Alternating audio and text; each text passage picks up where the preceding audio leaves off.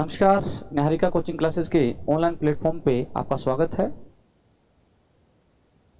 इस क्लास में इंग्लिश के बारे में हम डिस्कशन करेंगे और पिछली क्लास जो हमने पढ़ी थी उसमें हमने सिलेबस डिस्कशन किया था और ये पढ़ा था कि क्लास किन किन परीक्षाओं के लिए आपके लिए महत्वपूर्ण होगी। और जाते जाते उस पिछले लेक्चर में मैंने आपसे ये भी सुझाव मांगा था कि कौन सा टॉपिक शुरू किया जाए। तो आमतौर पे जितने भी बच्चे मेरे सामने ऑफलाइन क्लास में बैठे हैं उनका ये मत है कि सर कोई ऐसा टॉपिक स्टार्ट किया जाए जो इंडिपेंडेंट हो, जो एकदम स्वतंत्र टॉपिक हो, दूसरे टॉपिक से उसका इंटरलिंक नहीं हो। तो इंडिपेंडेंट टॉपिक में एक टॉपिक हम स्टार्ट कर रहे हैं और सभी प्रतियोगी परीक्षाओं में महत्वपूर्ण है। उस टॉपिक का नाम है वर्ब। जैसे ही मैंने यहाँ पे वर्ब शब्द लिखा तो वर्ब शब्द लिखते ही मेरे दिमाग में आपके लिए एक प्रश्न है और मैं आपसे सबसे पहला प्रश्न यही पूछूंगा कि वर्ब क्या होता है।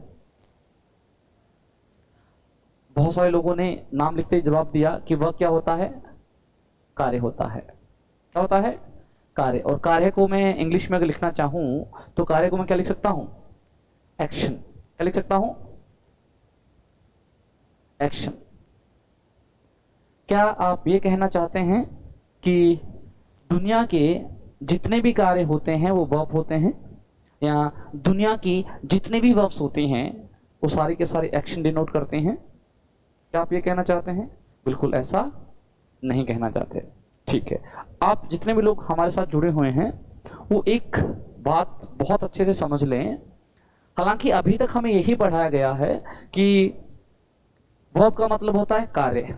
दुनिया में कोई भी कार्य का नाम हो, खाना है, पीना है, नहाना है, धोना है ना, जाना, उठना, बैठना, ये सारे के सारे क्या हैं, वर्ब हैं। दुनिया में सभी कार्यों को क्या कहा जाता है, वर्ब कहा जाता है। लेकिन मैं आपकी बात को काटना चाहूंगा। दुनिया का प्रत्येक कार्य वर्ब हो सकता है, दुनिया का प्रत्येक कार्य वर्ब हो सकता है, लेकिन वर्ब हमेशा कार्य को ही बताए ऐसा जरूरी नहीं है। ध्यान रखिएगा, वर्ब दो चीजों को बताने का काम करती है। कितने चीजों को? वर्ब दो चीजों को डिनोट करने का काम करती है। वो पहला तो वही कार्य करती है जो आप बताते हैं। किसका पहला काम, किसका क्या है, वर्ब का एक्शन। वर्ब एक्शन को बताती है, इसमें कोई दो राय नहीं है। लेकिन ध्यान रखिएगा, वर्ब हमेशा एक्शन बताए ऐसा जरूरी नहीं है। वर्ब दूसरा जो डिनोट करने का काम करती है, किसको डिनोट करती है, स्टेट को भी डिनोट करती है। एक चीज और आपको अच्छे से ध्यान रखना है, अगर मैं आपके सामने कोई भी शब्द लिखूं, जैसे आपने एक गाना गाना शब्द सुना होगा, मैं आपके सामने एक शब्द लिख रहा हूं, सिंग। मैं आपसे पूछ रहा हूं, सभी विद्यार्थियों से पूछ रहा हूं, अगर मैं आपसे पूछूं कि सिंग क्या है, क्या ये वर्ब है? क्या सिंग एक वर्ब है? यस और नो? नहीं, सिंग वर्ब नहीं है। गाना गाना क्या कोई क्रिया का नाम नहीं है? क्या कोई कार्य नहीं है? बिल्कुल कार्य है। अगर कार्य है तो सारे कार्य हम क्या मानते हैं, वर्ब मानते हैं। आमतौर पे आप लोग भी मानेंगे कि ये सिंग क्या है, वर्ब है। लेकिन ध्यान रखें, ये सिंग वर्ब ही है ऐसा जरूरी नहीं है। जब तक आप किसी भी शब्द का वाक्य में प्रयोग ना कर दें तब तक हम ये जज नहीं कर सकते, तब तक हम ये नहीं बता सकते कि शब्द को कैसे व्यवहार करवाया गया है, ये वर्ब का काम कर रहा है या किसी नाउन का काम कर रहा है। तो आप में से बहुत सारे ऐसे लोग हो सकते हैं कि सर ऐसा कैसे हो सकता है, जिसका नाम ही है सिंग और सिंग का मतलब भी होता है गाना गाना, तो फिर ये नाउन का काम कैसे कर सकता है? थोड़ा ध्यान से सुने, मैं आपके सामने 3 एग्जाम्पल लिख रहा हूं और तीनों एग्जाम्पल से शायद ये आपको क्लियर हो जाएगा कि किसी भी कार्य का नाम यदि लिख दिया जाए तो वर्ब नहीं होता, वो कार्य वर्ब है या नहीं, वो जो शब्द है वो वर्ब है या नहीं, ये कौन डिसाइड करता है? उस वाक्य में उसका जो यूज किया गया है वो डिसाइड करता है। देखें, 3 वाक्य आपके सामने लिख रहा हूं। मैंने लिखा I am singing, I am singing A song. बताएं भी यहां जो सिंगिंग प्रयोग हुआ है ये वर्ब है या नहीं? I am singing a song, मैं गाना गा रहा हूं। नॉर्मल सी बात है, आप सभी लोग कहेंगे कि सर हमने यही तो कहा था, सिंगिंग वर्ब है। देखें जरा, एक वाक्य और लिखते हैं हम। मैंने कहा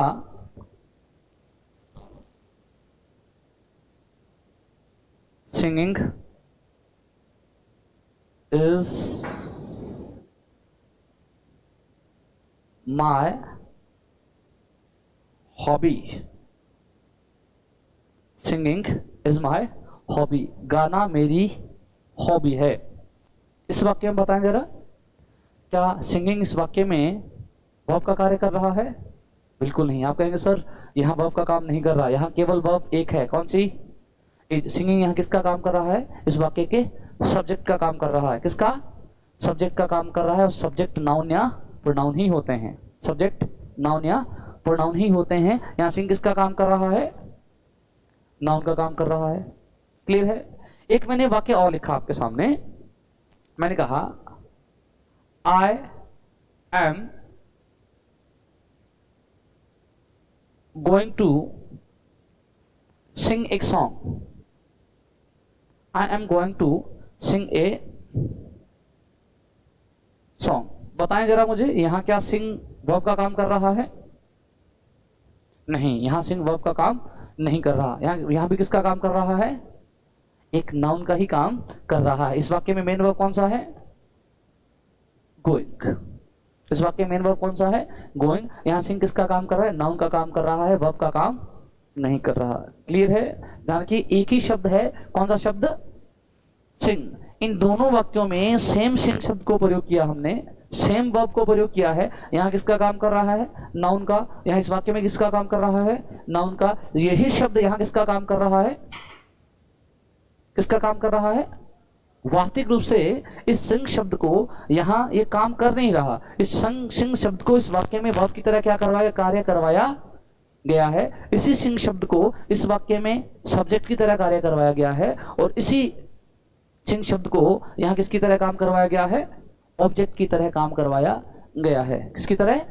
ऑब्जेक्ट की तरह कार्य करवाया गया है। बात समझ में आई या नहीं आई? क्लियर है? यानी मैंने आपको दो चीजें यहां बताई हैं। पहली चीज, वर्ब हमेशा एक्शन ही हो ऐसा जरूरी नहीं है। वर्ब दो चीजों को डिनोट करता है। पहला किसको? एक्शन को, ये बात ठीक है जैसा आपने कहा था। और दूसरा किसको डिनोट करता है? स्टेट को। क्लियर है? दूसरी मैंने कही कि अगर किसी कार्य का नाम लिखा हुआ है, कार्य के नाम लिखने मात्र से आप ये जज नहीं कर सकते कि वर्ब है या नहीं है। आपको वाक्य देखना होगा और वाक्य के आधार पर निर्धारित किया जाता है, डिसाइड किया जाता है कि वर्ब की तरह कार्य कर रहा है या नहीं कार्य कर रहा। क्लियर है? अब बहुत सारे लोगों के दिमाग में ये भी होगा आप में से कि सर ये एक्शन क्या है और ये स्टेट क्या है। चलिए अगली स्लाइड पे देखते हैं, सुने। देखिए, एक्शन के बारे में हम पढ़ेंगे, पहले किसके बारे में जानकारी लेते हैं? स्टेट के बारे में। स्टेट क्या होता है? मोटा मोटी तौर पे यहाँ आपके सामने लिखा हुआ देखें, particular action, sorry particular condition that something and someone is in at specific time. यानी कुल मिला के कहने का मतलब यह है कि अगर किसी भी व्यक्ति या वस्तु की किसी भी निश्चित समय की स्थिति के बारे में जानकारी दे तो वो क्या है? स्टेट है। क्लियर है ना? और जहां भी वर्ब स्टेट का काम करेगी वहां वर्ब किसको डिनोट नहीं करती? एक्शन को डिनोट नहीं करती। और जहां वर्ब स्टेट का काम नहीं करती वह किसका काम करती है? एक्शन का काम करती है। क्लियर है ना? कुछ एग्जाम्पल हमारे सामने लिखा हुआ है, सॉरी लिखे हुए हैं, उनको हम पढ़ने का प्रयास करते हैं। देखिए, आई एम ए टीचर। यहां वर्ब का काम कौन सा शब्द कर रहा है? एम। बताएं इस वाक्य में आपको पढ़कर क्या लग रहा है? इस वाक्य में वर्ब कौन सी है, यानी सॉरी कार्य कौन सा हो रहा है? एक्शन कौन सा हो रहा है? कोई एक्शन नहीं हो रहा। एम वर्ब है लेकिन कोई कार्य नहीं हो रहा। यहां वर्ब किसका काम कर रहा है? स्टेट का काम कर रहा है। जैसे मैंने एम लिखा तो आप में से बहुत सारे लोग ऐसे भी हो सकते हैं, आप कहेंगे सर यहाँ आपने एम लिखा हुआ है, आगे वाले वाक्य में आपने इज लिखा हुआ है, यहाँ भी आपने इज लिखा हुआ है ना? और आप इज की बात करें, आप एम की बात करें, आप आर की बात करें, किसकी? इज की बात करें, एम की बात करें, आर की बात करें, भले ही आप किसकी बात करें? वॉज की बात करें, वर्ब की बात करें, ये सारे के सारे जो वर्ब हैं ये वास्तविक रूप से क्या होते हैं? हेल्पिंग वर्ब होते हैं। यदि किसी वाक्य में इन्हें मेन वर्ब की तरह ट्रीट करवाया जाए तो उस वाक्य में कोई एक्शन होता ही नहीं है। मैं आपकी बात से सहमत हूं, बिल्कुल ठीक बात है। यदि इन सभी वर्ब्स को मेन वर्ब की तरह ट्रीट करवाया जाए तो उन वाक्यों में एक्शन नहीं होता। यदि मैं ये कहूं कि मैं किसी ऐसे वाक्य को बताना चाहता हूं आपको जिसमें is am are main verb का काम नहीं करेंगी, वहां मेन वर्ब का ही प्रयोग किया जाएगा लेकिन वहां फिर भी कोई एक्शन नहीं होगा, तो क्या आप इस बात को मानेंगे कि वर्ब हर जगह एक्शन को डिनोट नहीं करती। देखें एक एग्जांपल आपके लिए, यहां एक वाक्य लिखा हुआ है, आई नो हिम। अब बताएं, नो हेल्पिंग वर्ब है, मेन वर्ब? Main verb. अभी तक हमने क्या पढ़ा? नो जो मेन वर्ब होता है किसका काम करता है? एक्शन का काम करता है। इस वाक्य को जरा मुझे पढ़ के बताएं, आई नो हिम, मैं उसे जानता हूं, इस वाक्य में कौन सा एक्शन हुआ?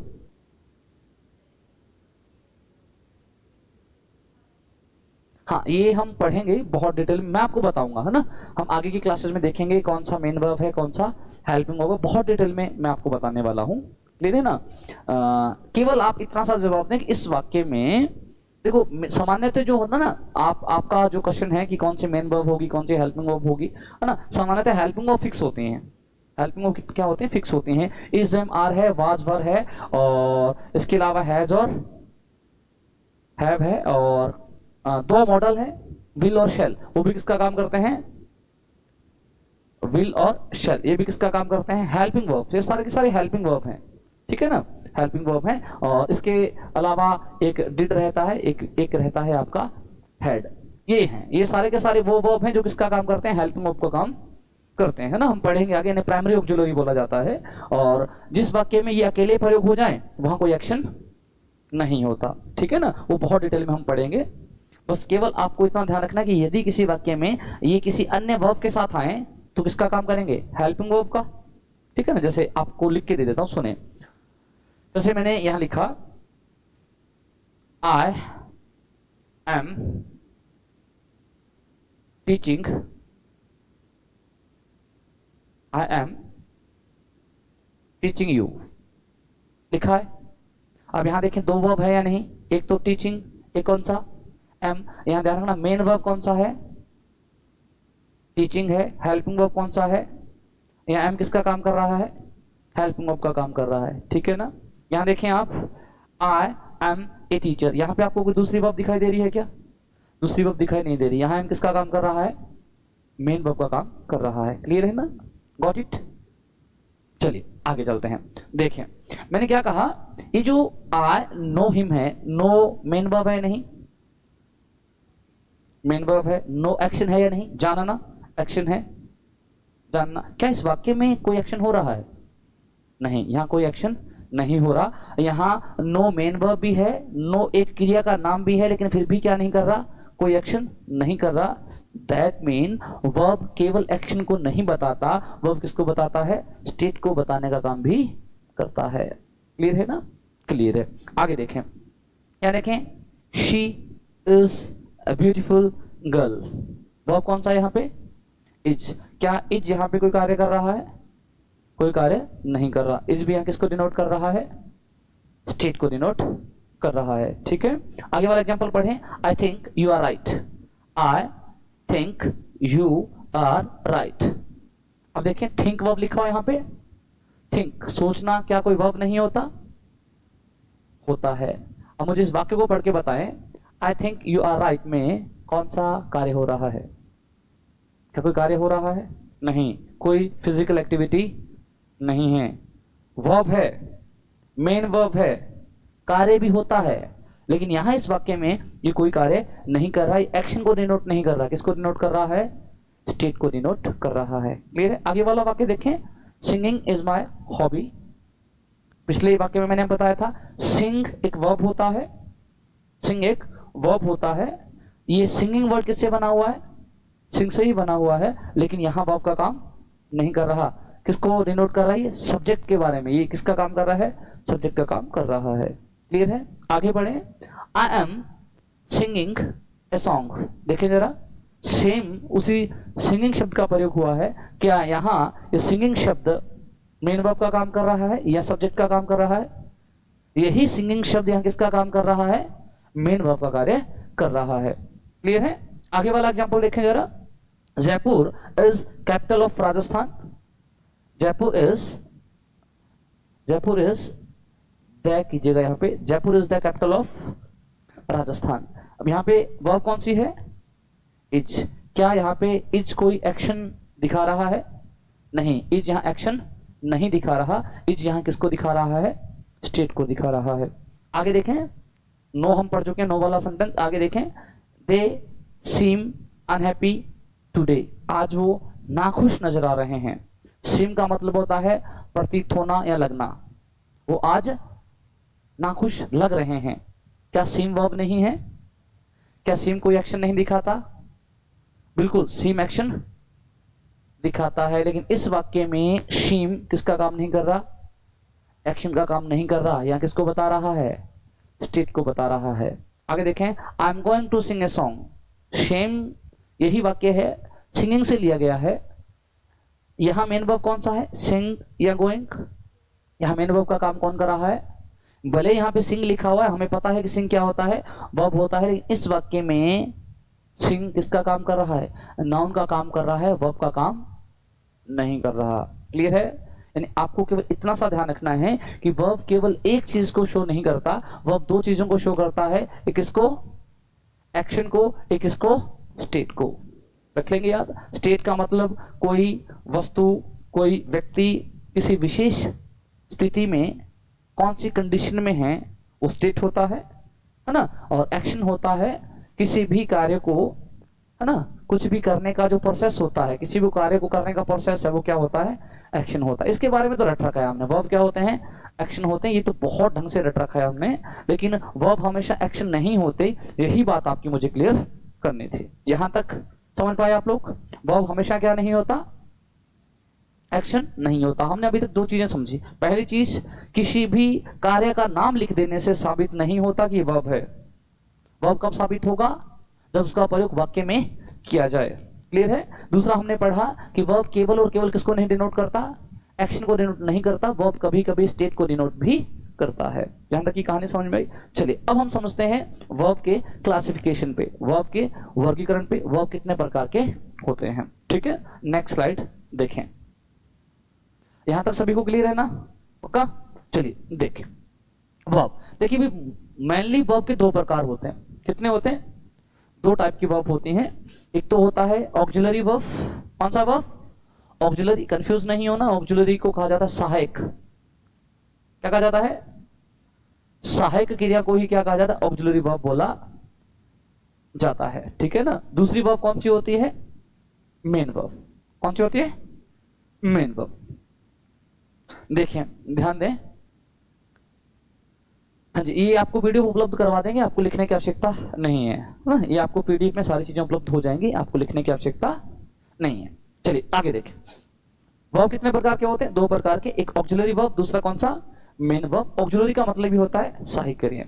पहले थोड़ा सा यहां पे पढ़ लेते हैं, फिर आगे बताता हूं। देखिए ऑक्सिलरी वर्ब दो प्रकार की होती है। पहली ऑक्सिलरी कौन सी होती है? Primary auxiliary. दूसरी कौन सी होती है? Model auxiliaries. क्लियर है? प्राइमरी ऑक्सिलरी का मतलब है ऐसी क्रियाएं जो सहायक तो हैं। ऑक्सिलरी का मतलब क्या है? सहायक। ऐसी क्रियाएं जो सहायक तो हैं। प्राइमरी का मतलब मुख्य रूप से सहायक क्रिया का काम करती हैं। इसका मुख्य रूप से सहायक क्रिया का काम करती हैं। यानी ये वो वर्ब्स हैं जो सामान्यतः टेंस को जस्टिफाई, टेंस को पहचानने के लिए हम इनका प्रयोग सहायक क्रिया के रूप में करते हैं। और ध्यान रखना, इसमें मॉडल ऑक्सिलरी में और प्राइमरी ऑक्सिलरी में एक बहुत बड़ा अंतर है। और अंतर क्या है? मॉडल ऑक्सिलरी कभी भी मेन वर्ब का काम नहीं करती, प्राइमरी ऑक्सिलरी मेन वर्ब का काम भी करती हैं। जैसे फॉर एग्जांपल सुने, मैंने कहा she is reading, she is reading a book. बताएं यहां वर्ब का काम कौन कर रहा है? मेन वर्ब कौन सी है? रीडिंग। हेल्पिंग वर्ब कौन सी है? इच। यहां इस किसका काम कर रहा है? हेल्पिंग वर्ब का काम कर रहा है। रीडिंग किसका काम कर रहा है? मेन वर्ब का काम कर रहा है। क्लियर है? इसी वाक्य को अगर मैं लिखूं,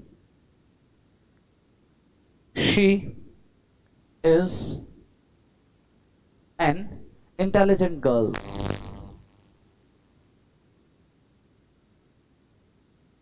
she is an intelligent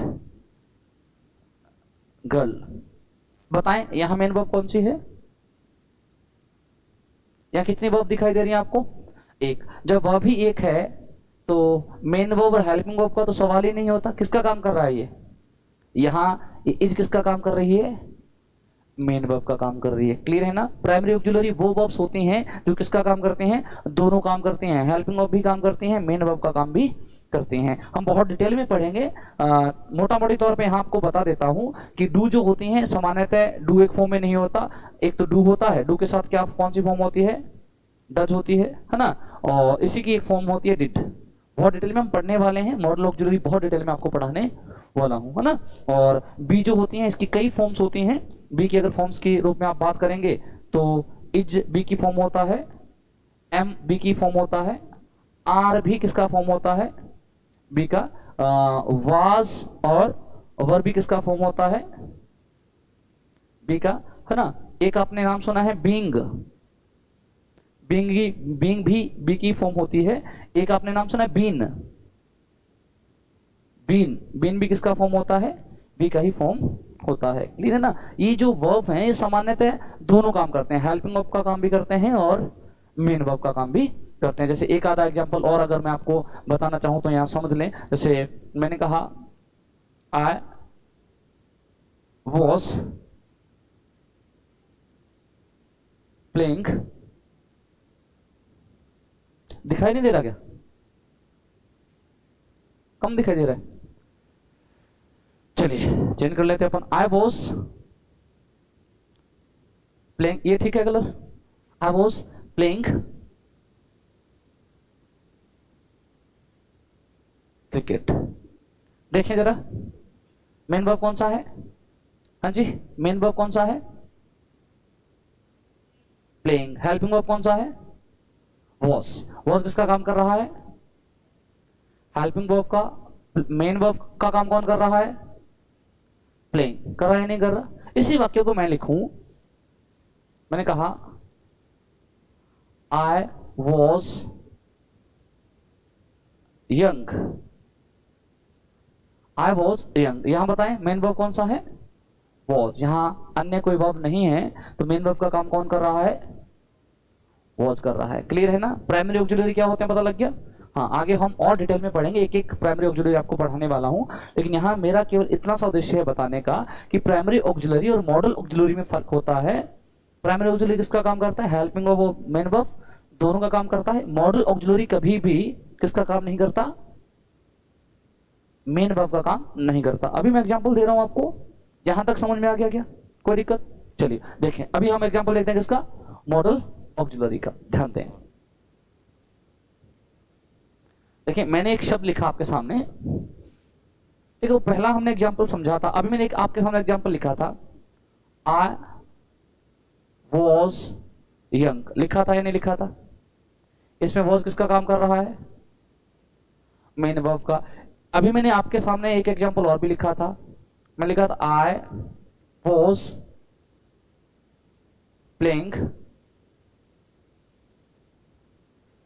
football. लिखा था या नहीं लिखा था? हाँ।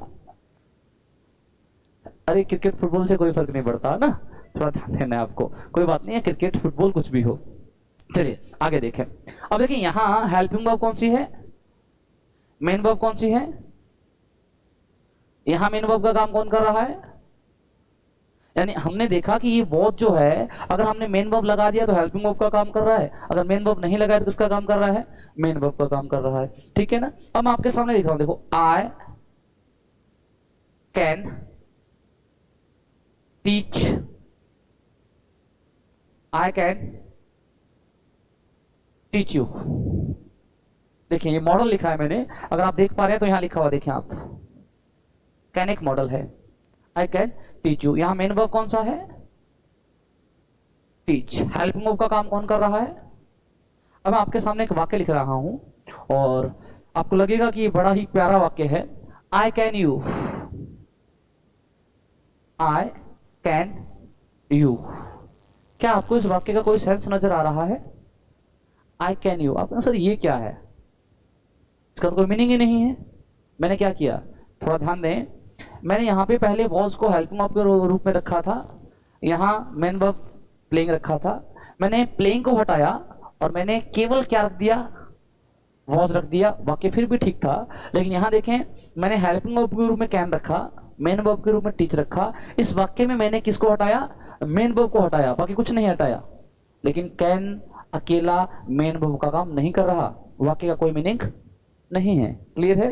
ये समझाने का प्रयास कर रहा हूं कि प्राइमरी ऑक्सिलरी दोनों काम करते हैं। किस किस का काम करते हैं? हेल्पिंग वर्ब और मेन वर्ब दोनों का काम करते हैं। क्लियर है? लेकिन जो मॉडल ऑक्सिलरी हैं वो केवल और केवल एक ही कार्य करते हैं। कौन सा काम करते हैं? हेल्पिंग वर्ब का काम कर सकते हैं, मेन वर्ब का काम कभी नहीं करते। क्लियर है? क्या पढ़ा हमने? हमने पढ़ा कि वर्ब के मुख्य रूप से दो प्रकार होते हैं। पहला कौन सा? Auxiliary verb. दूसरा कौन सा? Main verb. ऑक्सिलरी का मतलब होता है सहायक क्रियाएं। कौन सी क्रियाएं? सहायक क्रियाएं। सहायक क्रियाएं दो प्रकार की हो सकते हैं, प्राइमरी ऑक्सिलरी और मॉडल ऑक्सिलरी। इसे प्राइमरी ऑक्सिलरी इसलिए बोला जाता है क्योंकि हेल्पिंग वर्ब और मेन वर्ब दोनों का कार्य करती हैं। इससे मॉडल ऑक्सिलरी इसलिए बोला जाता है क्योंकि ये केवल मूड को रिप्रेजेंट करने का काम करती हैं, ये केवल हेल्पिंग वर्ब का काम करती हैं, मेन वर्ब का कार्य नहीं करती। क्लियर है? कोई दिक्कत? चलिए आगे बढ़ते हैं। आगे बढ़े? कोई दिक्कत यहां तक सभी को क्लियर है? चलिए आगे चलते हैं। देखिए, ध्यान दें। देखिए, दूसरा टाइप हमने कौन सा पढ़ा? Main verb. कौन सा वर्ब भाई? Main verb. वर्ब का पहला टाइप कौन सा था? ऑक्सिलरी। दूसरा कौन सा था? Main verb. थोड़ा ध्यान दें, समझने का प्रयास कीजिएगा। मेन वर्ब दो प्रकार की होती है। कितने प्रकार की होती है? दो प्रकार की। अरे आप मुझे ये बताएं कि जो मार्कर है वो दिखाई दे रहा है? कलर चेंज करने की जरूरत तो नहीं है? और चेंज कर लूं? ये दिखाई नहीं दे रहा? हाँ, कहां दिक्कत है? कोई दिक्कत नहीं, चलिए पढ़ते हैं आगे। देखो, चलो तो चेंज कर ही लेते हैं।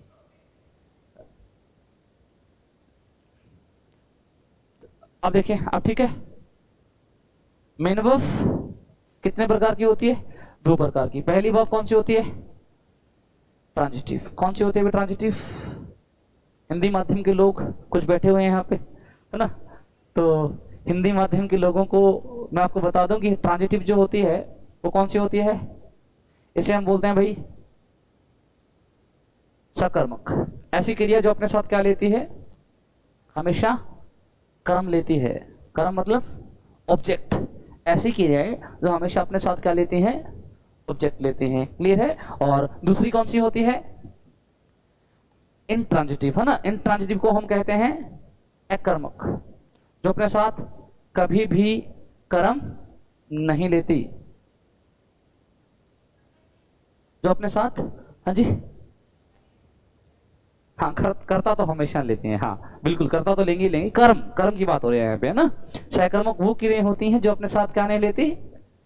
जो अपने साथ, सॉरी, सहकर्मक वो क्रियाएं होती हैं जो हमेशा अपने साथ क्या लेती हैं? कर्म लेती हैं। अकर्मक वो क्रियाएं होती हैं जो अपने साथ कर्म नहीं लेती।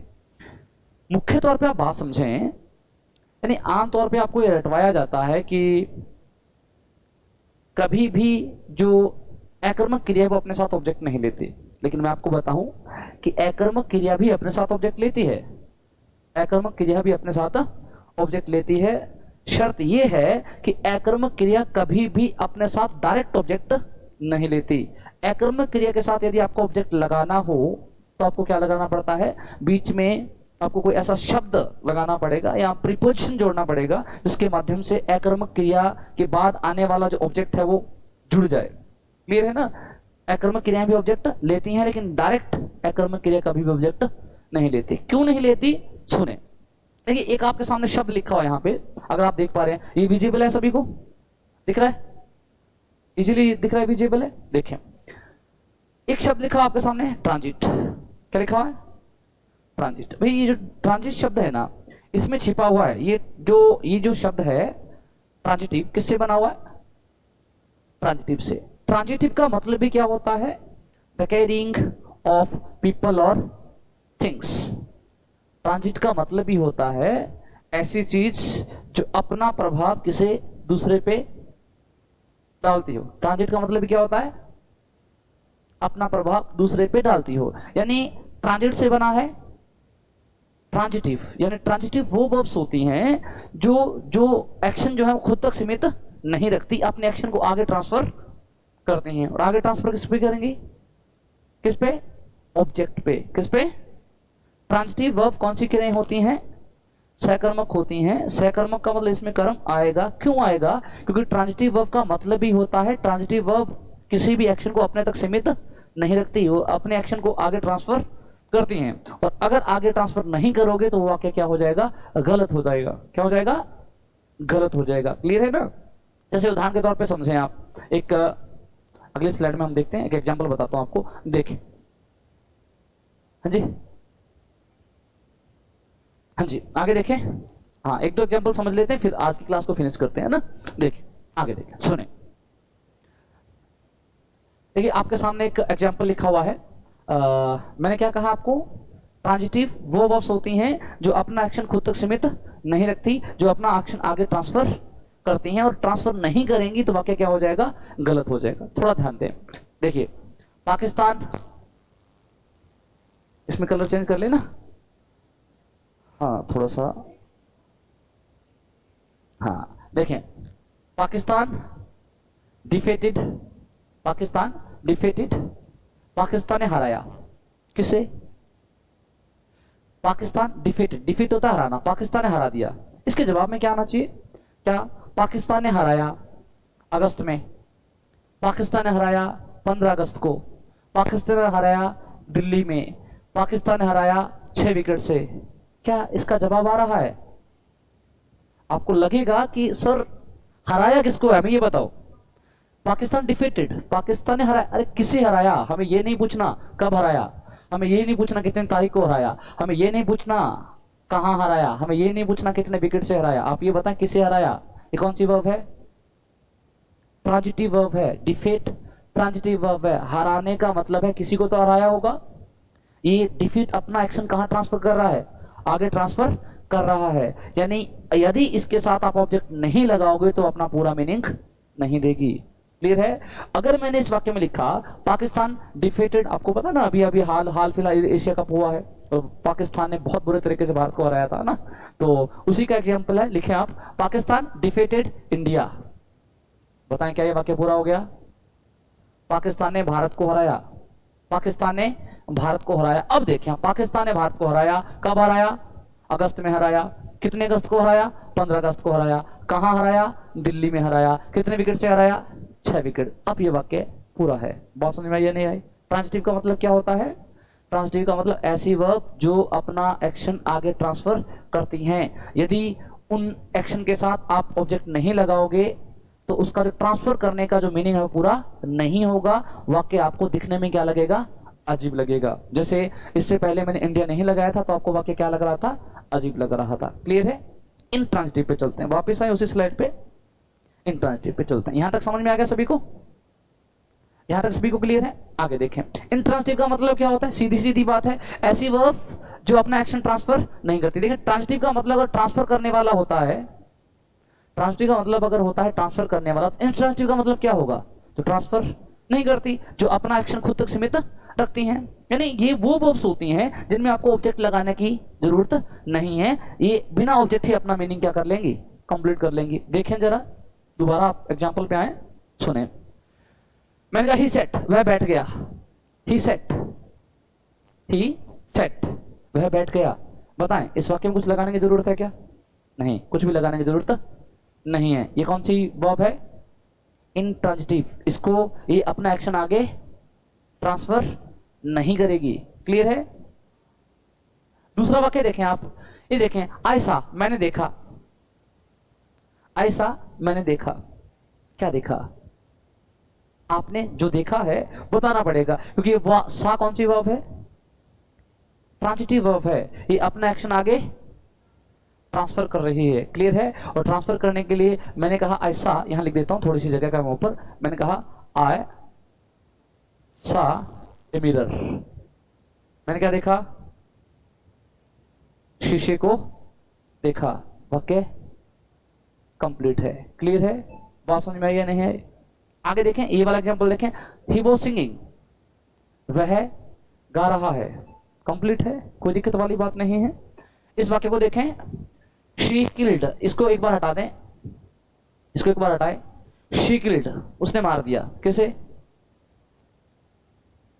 शी किल्ड, उसने मार दिया, किसे? कुछ ना कुछ होना चाहिए, यानी ये किल कौन सी वर्ब है? ट्रांसिटिव वर्ब है, ये अपना एक्शन आगे ट्रांसफर कर रही है, इसका मतलब यहाँ क्या आना चाहिए? कुछ ना कुछ आना चाहिए। मैंने क्या लिखा? शी किल्ड मैन, क्या कंप्लीट नहीं है? बिल्कुल कंप्लीट है। देखें, they are dancing, they are dancing, complete है, वो नाच रहे हैं, कुछ भी लिखने की जरूरत नहीं है। यानी ये कौन सी वर्ब है? ट्रांसिटिव या इंट्रांसिटिव? इंट्रांसिटिव, अपना एक्शन आगे ट्रांसफर नहीं कर रही, ऑब्जेक्ट की नीड नहीं है। ये ट्रांसिटिव है इंट्रांसिटिव? इंट्रांसिटिव है ना, ये अपना एक्शन आगे ट्रांसफर नहीं कर रही, ऑब्जेक्ट की नीड नहीं है। ये किसका काम कर रही है? ट्रांसिटिव का, इंट्रांसिटिव का? इंट्रांसिटिव का, अपना एक्शन आगे ट्रांसफर नहीं कर रही, ऑब्जेक्ट की आवश्यकता नहीं है। ये ट्रांसिटिव है इंट्रांसिटिव?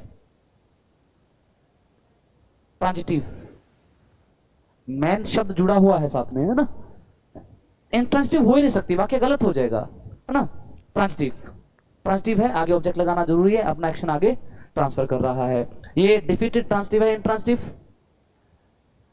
ट्रांजिटिव, क्योंकि हमने देखा कि इंडिया के बगैर इसका मीनिंग पूरा नहीं था, क्योंकि अपना एक्शन आगे ट्रांसफर कर रही है। Got it? यहां तक की कहानी समझ में आई?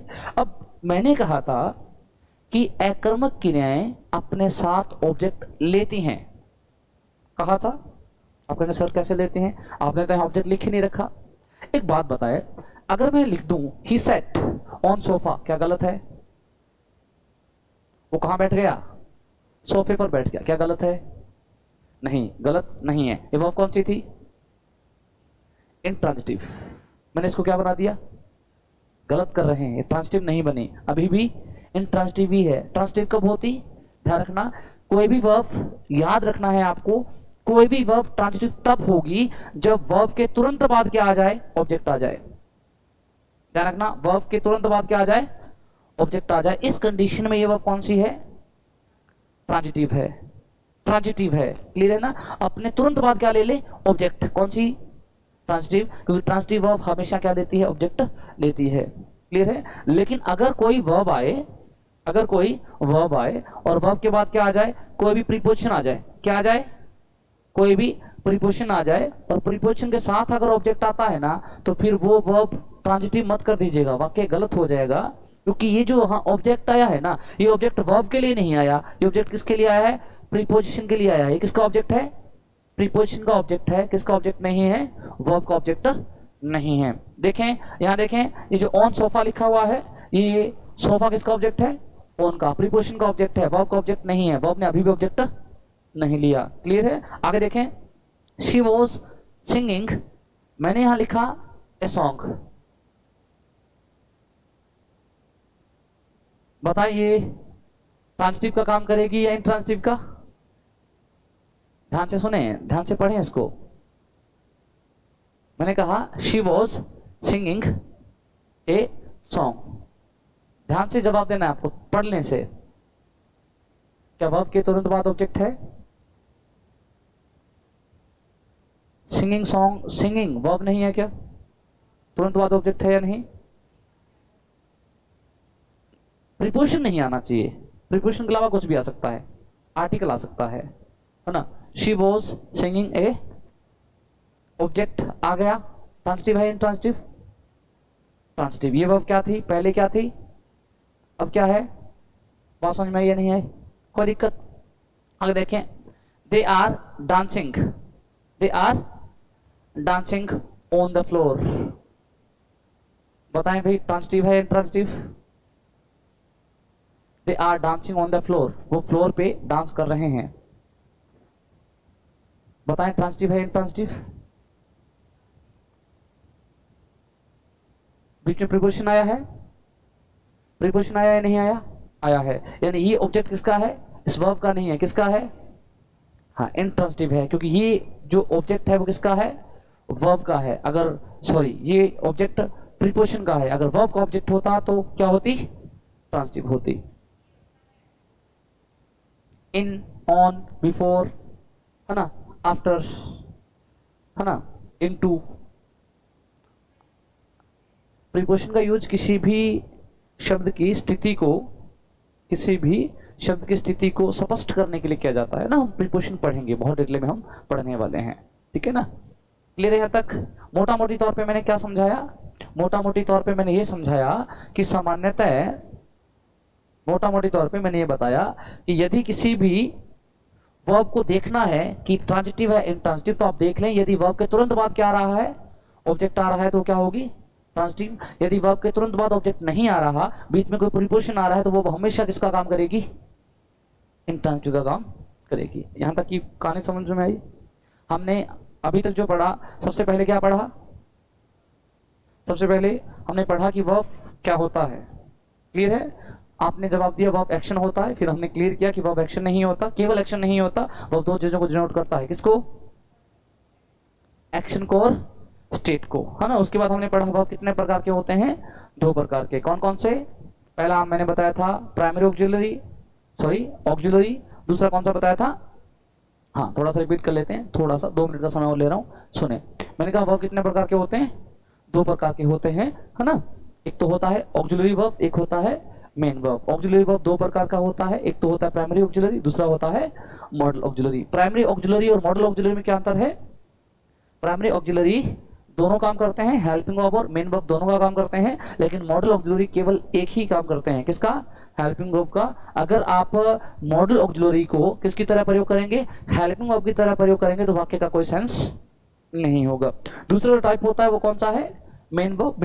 मेन वर्ब 2 प्रकार की हो सकती है, एक तो ट्रांजिटिव, एक इंट्रांजिटिव। ट्रांजिटिव कौन से शब्द से बना हुआ है? ट्रांजिट से। ट्रांजिट का मतलब होता है एक स्थान से दूसरे स्थान पे ट्रांसफर करना, एक स्थान से दूसरे स्थान पे जाना या भेजना। अगर ट्रांजिट शब्द का मतलब ही एक स्थान से दूसरे स्थान पे जाना, तो ट्रांजिटिव का मतलब ये होगा कि ऐसी वर्ब्स जो अपना एक्शन एक से दूसरे चीज पे ट्रांसफर करती है। क्लियर है ना? यानी जो ट्रांजिटिव वर्ब है वो अपना एक्शन कहाँ ट्रांसफर करती है? दूसरे, आगे ऑब्जेक्ट पे ट्रांसफर करेगी। और अगर ऑब्जेक्ट नहीं होगा तो ट्रांजिटिव वर्ब का जो वाक्य है वो गलत हो जाएगा। इसलिए ट्रांजिटिव वर्ब के साथ ऑब्जेक्ट आना जरूरी है। और इंट्रांजिटिव वो वर्ब जो अपना एक्शन ट्रांसफर नहीं करती, जो अपना एक्शन खुद तक सीमित रखती हैं, इनके आगे ऑब्जेक्ट लगाने की आवश्यकता नहीं है। ट्रांजिटिव वर्ब के बाद डायरेक्ट हमेशा ऑब्जेक्ट आएगा। इंट्रांजिटिव वर्ब के बाद भी ऑब्जेक्ट आ सकता है, लेकिन शर्त यह है इंट्रांजिटिव के बाद जब ऑब्जेक्ट आएगा तो किसका प्रयोग किया जाएगा? प्रीपोजिशन का प्रयोग किया जाएगा। लेकिन वो ऑब्जेक्ट इंट्रांजिटिव वर्ब का नहीं होता, किसका होता है? प्रीपोजिशन का ऑब्जेक्ट होता है। क्लियर है? यहां तक सभी को क्लियर है? कोई दिक्कत नहीं है? यहां तक सभी को क्लियर है? चलिए अगली क्लास में हम बात करेंगे आगे कौन सी वर्ब किस तरीके से चेंज की जा सकती है, कैसे ट्रांजिटिव को इंट्रांजिटिव बनाया जा सकता है, इंट्रांजिटिव को ट्रांजिटिव बनाया जा सकता है। क्लियर है? आज के लिए इतना ही। Thank you.